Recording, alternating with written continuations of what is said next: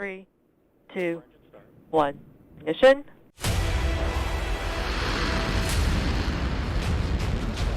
And liftoff. Copy, 1 Alpha. Vehicle position downrange. Trajectory nominal.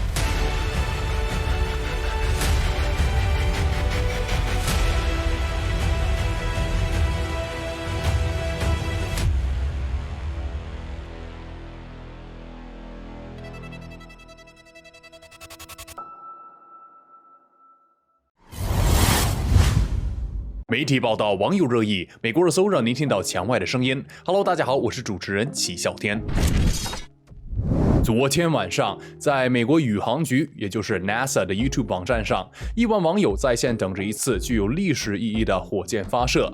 人类在最后一次登陆月球的50年后，正在实施21世纪的新登月计划。那我是准备了一宿的视频和文字材料，为了今天早上能同声传译给翻墙出来的网友这一盛况，那是一宿没合眼呐。不过今天早上发射时间从5点推迟到了6点，接着发射时间推迟到了4天之后，也就是9月2号。那先让我们看看 NASA 官员对推迟发射的解释。除非一切的准备都做的是完美，那我们不会发射火箭。实际上，他们在其中一个发动机的放气过程出现了一个问题，那你就不能发射，我们有一些规定。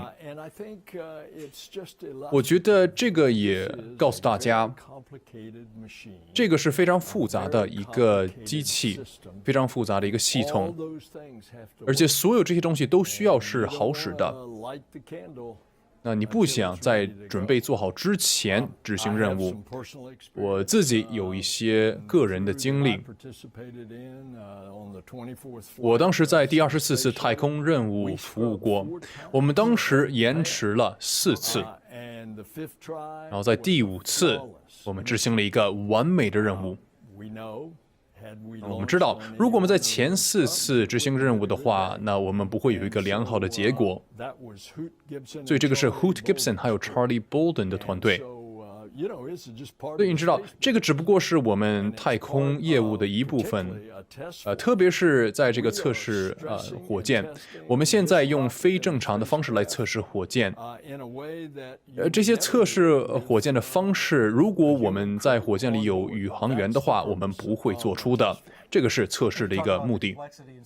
我想昨天晚上成千上万的观众和我一样有点失望。但是中国不是有句俗话说，好事多磨，好饭不怕晚。那先让我给大家介绍一下这次人类返回月球的一些背景资料。那这次重返月球的工程叫做阿特米斯登月计划。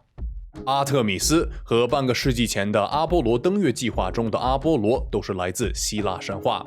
由于阿特米斯比阿波罗要早出生9分钟，所以他们的生母勒托最终确立了他们的关系。阿波罗是弟弟，阿特米斯则是姐姐，她被奉为月神和狩猎女神。她是阿波罗的双胞胎姐姐，所以她也被称为光明之神，尤其是明月之光。而且它与猎户座有关，这也就是为什么阿特米斯登月工程中载人飞船叫猎户座的原因。从1968年到1972年的阿波罗登月工程中，美国一共发射了9次载人登月任务，其中6次成功着陆，一共12个宇航员登上了月球。不论在中国还是美国，都流传着一种阴谋论，就是阿波罗登月工程是假的，所有的视频和照片都是来自于好莱坞的摄影棚。1978年中美建交后，美国国家安全事务顾问布热津斯基访华时，向中国赠送了一克从月亮带回来的土壤。我希望这种阴谋论就不要再传了。时隔半个世纪，为什么美国要重新返回月球？这次的人类月球之旅与50年前的阿波罗有什么不同？下面让我们看一个 NASA 的小短片。 Artemis stands ready. Ready to turn dreams into reality.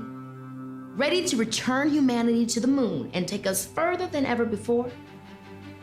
The culmination of inspiration and innovation, of Herculean efforts and steadfast collaboration, Artemis 1 is ready for departure. And the Artemis generation is about to leave its mark. what will be a journey of more than 500,000 miles to the moon and back, starts right here at Launch Complex 39 Bravo. Although this first flight will not carry a crew, it will test every system in the deep depths of space to prepare the way for future crewed missions. When the final go is given and the teams at Kennedy Space Center release this rocket, Artemis will roar to life and we will witness the beginning of a tightly choreographed mission. All engine 2, 1, and liftoff.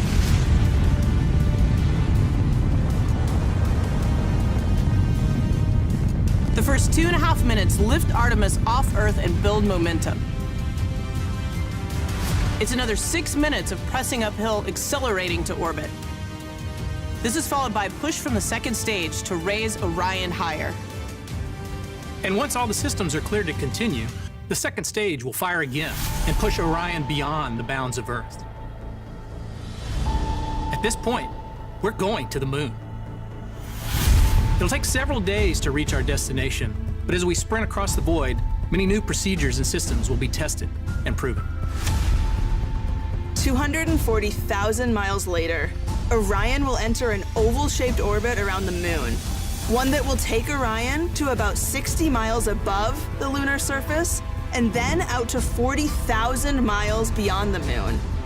This is a distance farther than any human-rated spacecraft has ever gone before.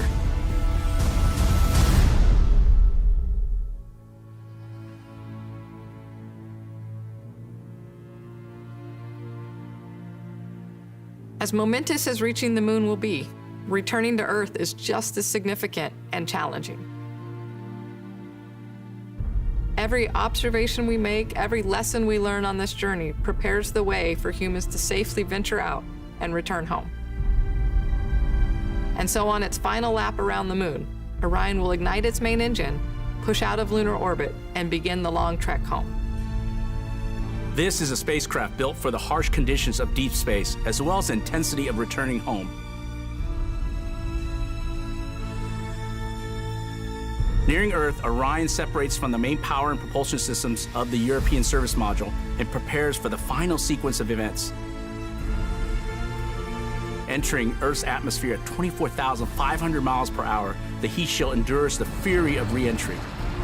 The air around Orion reaches temperatures half as hot as the sun, but also slows Orion considerably.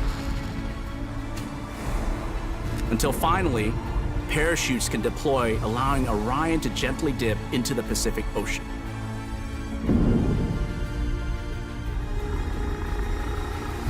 To the moon and safely home again.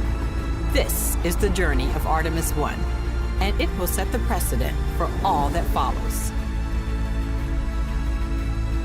United with partners around the world, this is the challenge we choose. To meet hand in hand, step by step, lighting the way from the Earth to the moon to Mars and beyond. We are ready.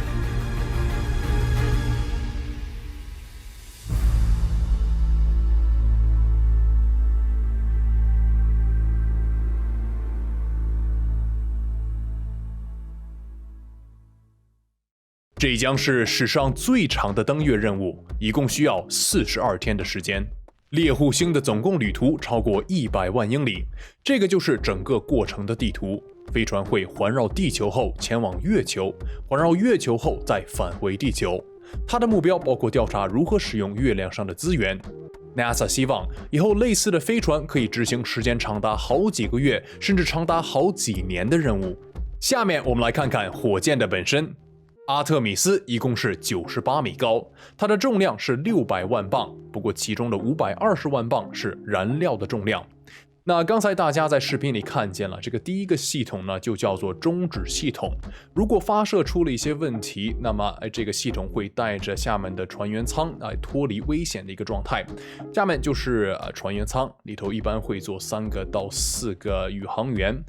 再往下是一个叫做 European Service Module， 那这个就叫做欧洲服务舱。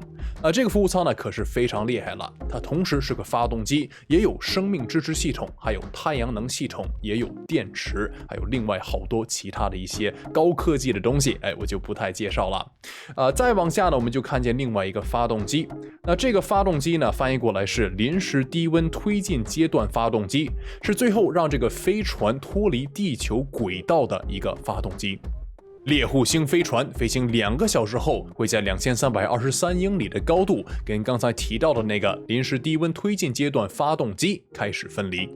下面我们看到火箭的核心阶段，那这个核心阶段可不简单，它包括2个推进剂罐、4个火箭发动机，不过它总共只会运行8分钟。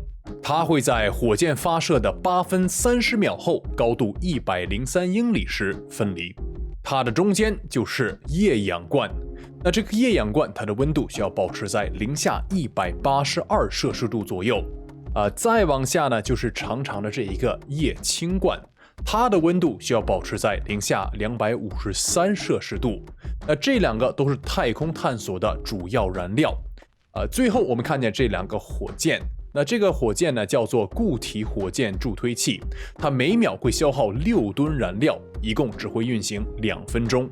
它会在火箭起飞的2分12秒、高度30英里时分离。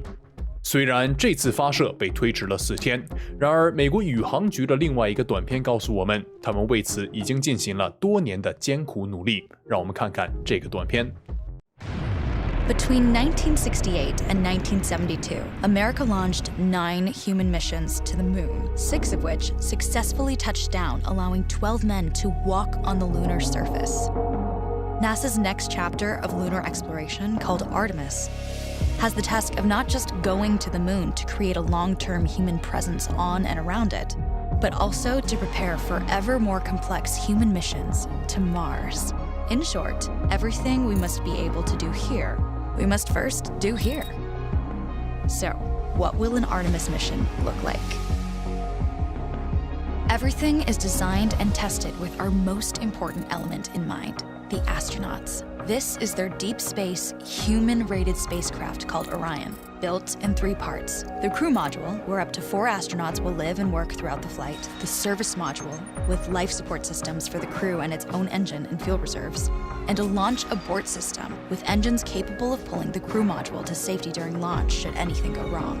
To accomplish the task of launching our crew and heavy payloads, NASA is building the Space Launch System, comprising of a cargo hold, an exploration upper stage, a massive core stage, and 2 extended solid rocket boosters. Altogether, this is the world's most powerful rocket, and it exceeds the legendary Saturn V of the Apollo era in numerous ways.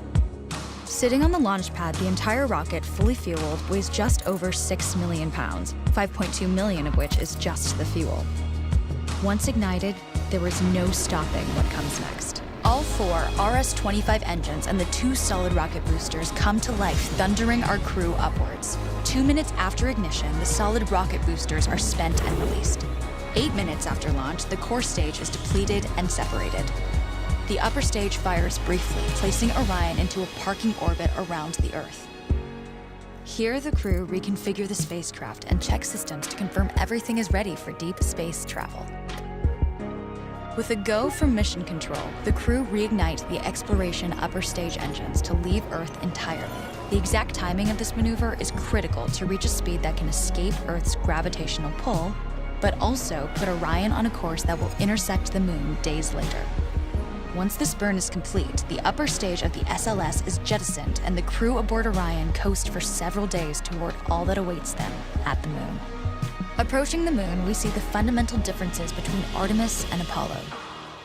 Instead of requiring Orion to serve as an expendable lunar command module or to carry a constrained lunar lander, the Artemis missions will take advantage of a different approach, pre-staging. Everything needed for lunar missions will be positioned in advance by commercial and international partners. This includes rovers, science experiments, and human-rated systems on the surface. But it also includes a dedicated lunar station in orbit around the moon called Gateway. Here at this station, we can pre-stage a robust lunar lander and establish a strong communications relay. Designed with open standards, the Gateway can be expanded as new missions and partnerships develop, allowing multiple human missions on the moon at the same time, and enabling ongoing science to be conducted even between human missions. The Gateway is also capable of adjusting its orbit to allow access to every part of the Moon, something the Apollo missions could not do. But the real key in this approach is placing Gateway in a unique halo orbit to perfect the maneuvers needed for Mars missions. And with the growing list of commercial and international opportunities, Gateway is the ideal hub between Earth and all that lies beyond. Returning to our crew as they approach Gateway, the Orion must match the elliptical orbit of the station in order to successfully dock. Once on board, pre-selected crew members transfer to the lunar lander, while those assigned to Gateway remain on station. The lunar lander system itself is built for 3 unique steps: descending from the halo orbit of Gateway down to a low lunar orbit, descending from low lunar orbit to the surface, and once the lunar mission is complete, launching from the surface of the Moon and ascending all the way back to the orbiting Gateway.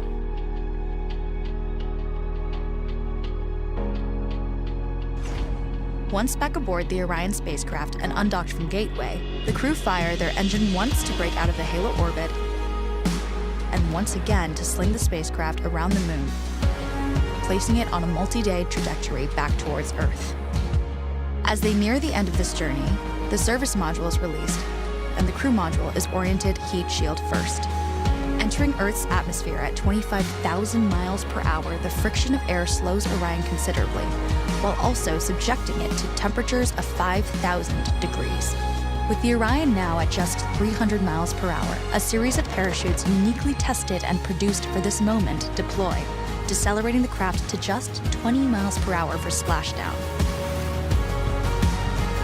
With each successful mission, Artemis ushers in the next wave of men and women to explore our Moon and prove that together we are ready to go beyond.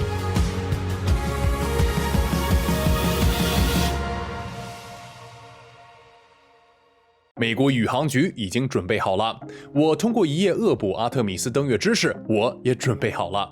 希望4天后9月2号阿特米斯能够顺利发射，我也争取到那天能够同声传译，为大家介绍这一个人类航天壮举。本期节目也算是我们的一个节目预告，希望大家会在评论区里写下对于 NASA 航天工作者的祝福和感言，我会在直播阿特米斯1号发射时读出各位对人类深空探索者的美好祝愿。我们下期不见不散。